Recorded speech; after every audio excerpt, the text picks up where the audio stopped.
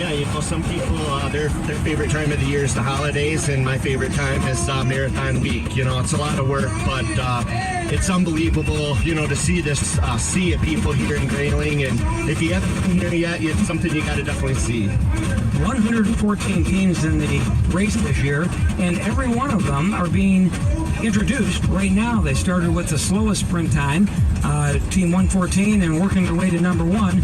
And it's always a big part of the marathon, because this way the paddlers get to walk, parade in front of the crowd on the dock, and everybody gets to get a good look at them, because at the start of the race you can hardly tell who's who. Yeah, that's one of the best things about the marathon. Everybody's really approachable, and you get an opportunity to get to know these folks, and some of them are in your community, and they're people that you get to see every day. And I feel that's one of the best things about this event is these are people just like you and me, Larry. I mean, they're out here doing something that is unheard of, honestly. Right, nobody's getting rich canoeing. No.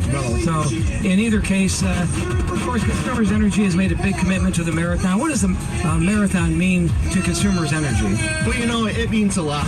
We've been invested in this event for this entire, history, 77 years. And, here more recently is the title sponsor for the past 13 years. And it means a lot for us to be able to support the organization, support the AuSable River Valley, the communities of Grayling, Mayo, Glenny, and, Oscoda. And, that's what it's about, hometown service and, helping out our customer base, but helping out our communities. And it's been a challenging year for utilities across the state with northern Michigan with the ice storm, and then even just recently this week with some communities losing power. But I know Consumers Energy is really working on reliability. Yeah, Mother Nature seems to have her own prerogative, and, sometimes that gets in the way of a lot of things. But reliability-wise, we're investing heavily into our electric system, and we're doing a lot of it here in northern Michigan. And, you can see some work that's going on just here in Grayling. We're building a new substation. We're constantly looking to upgrade our circuits, putting in new equipment. We're investing in our wildfire risk mitigation plan, which is something that most of you will hear at some point here shortly, but really it's taking a better approach to being able to make our system a lot more reliable, and that's really our goal moving forward. All right, Rich. Well, it's going to be a great race. We were talking about it earlier. Anybody can win this race out of about top 5 or 6, 7 top teams. But we appreciate you coming by and speaking with us, and we look forward to seeing you along the river during the overnight. Yeah, anytime. Thank you, Larry. Appreciate it. All right, stick around. More coverage of the marathon coming up on 98.5 UPS.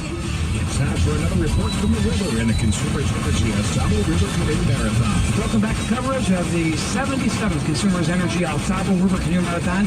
I'm Larry Roberts along with John Sullivan. And of course, we're waiting for the much anticipated run to the river to start this great race. 114 teams will make their run to the river in downtown Grayling at 9 o'clock. So we will bring you that exciting start as well.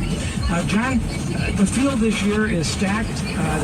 There's 5 or 6 teams that could actually win this race. Wesley Dean, Logan Minor might be the favorites. They had the fastest sprint time, and they won one of the prep races last weekend for the marathon. But you also have some other top teams: Travis Mecklenburg, Weston Willoughby, Danny Medina, Pete Mead, Chris Isendorf, Christoph Prue, Jordan Wakely, Matt Gabriel Jr. on the top 5 of the sprints. And then last year's champions are right there as well with the 6th best sprint, Mike Davis and Guillaume Blais. Yeah, the top 6, 7 boats are very loaded. About 25 years ago, we had a race similar where there were about 8 top boats, and then there was a little bit of a gap, and I think that's what we see again tonight.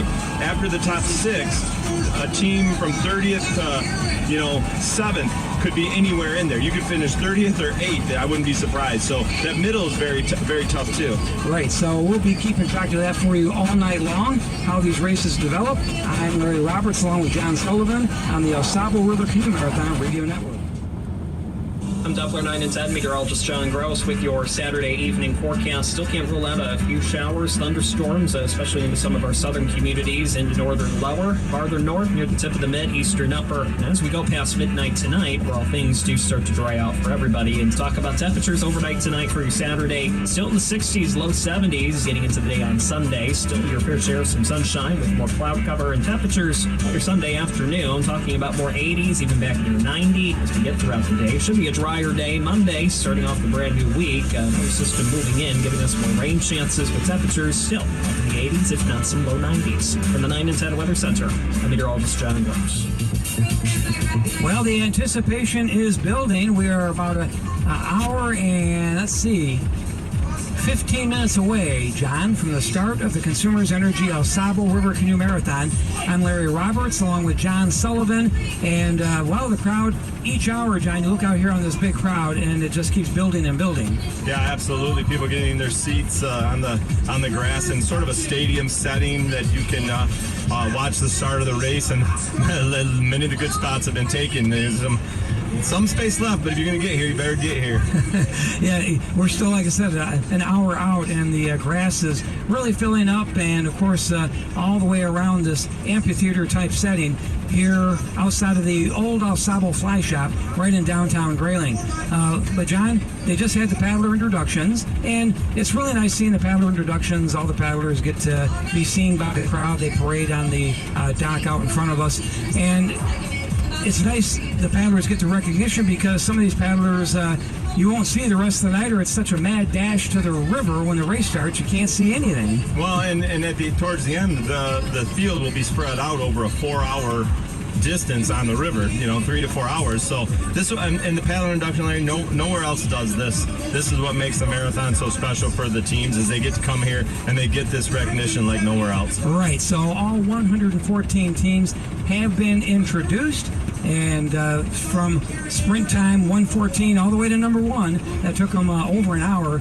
In past years, sometimes they had 75 teams that go a lot quicker, but they had to start at 6:30 tonight with the sprints. And John, I don't care how many times you come out here, you can't get enough of this setting here. Once a year, it's one big event.